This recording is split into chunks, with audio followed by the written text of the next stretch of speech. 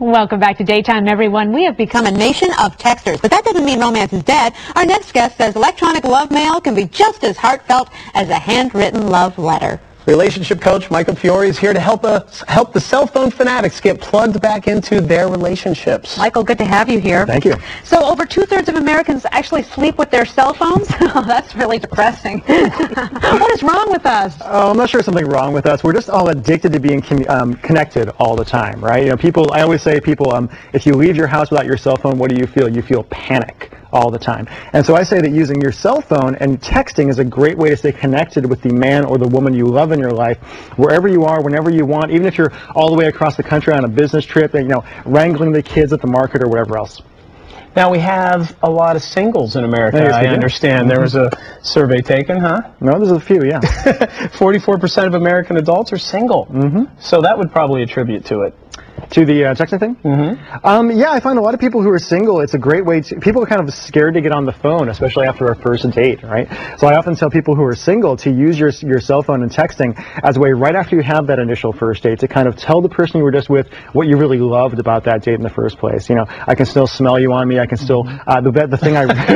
Wow. I went a little bit too much there. After the first date, that might be a little bit too far there. Cologne or perfume only? Something very, very, very PG, I promise. Well, you say it can be more romantic than a handwritten letter. I'm finding that a little bit hard to believe. How could you say that? What I love about texting is that it's instantaneous, right? Wherever you are, whenever you want, in the middle of your workday, you can take a moment, take out your cell phone, tap out a little message that you really mean, that's really, really sincere. And the fact of the matter is, who really has the time to write a letter? When was the last time any of us actually wrote a real letter these days? You're right. So using Guilty. Exactly. So using text messaging is kind of taking over that part of our lives. We don't all have the time to write out a 2-page love note, but you can say, my darling, here's what I really love about you. I miss you so much. When I see you tonight, how great is it going to feel when I wrap you in my arms? Oh, I would like to get a text like that. Wouldn't you?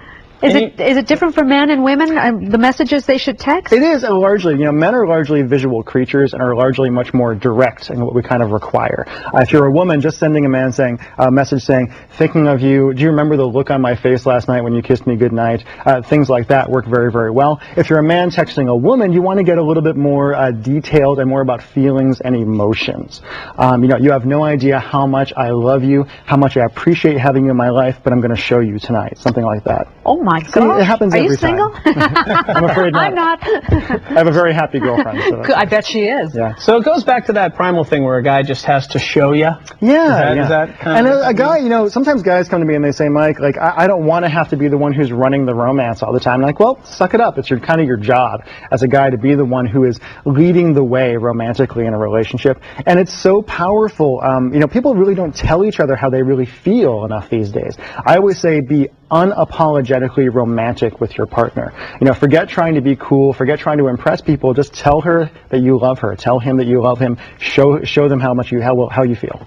I think a little goes a long way though. If I was getting messages from my husband every 15-20 minutes, I'd be going, stalky, that's enough. Yeah, I always say the rule of thumb is never send more than 2 messages in a row without getting a response. Otherwise you can get a little bit too much there. And if you don't get a response, don't panic. Let it go. Let it go. It means she's busy. It's not that big of a deal. Right. Be cool.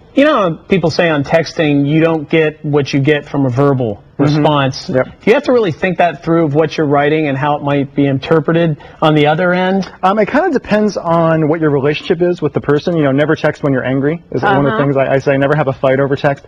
Things or in like all that. Capitals, right? All capitals. I have people that all the time. It's the entire way. Don't use a lot of see you later kind of thing. But just kind of use sincere, simple language. You don't have to get really, really complicated. You don't have to be a great writer or anything like that. I give away a lot of great texts people can use on my website.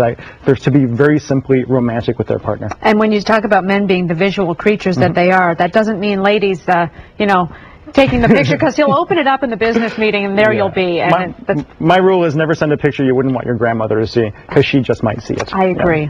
Okay. Relationship coach Michael Fiore, thank you very much. Thank you so much. Thanks for not texting during that interview. We'll be right back with more Daytime.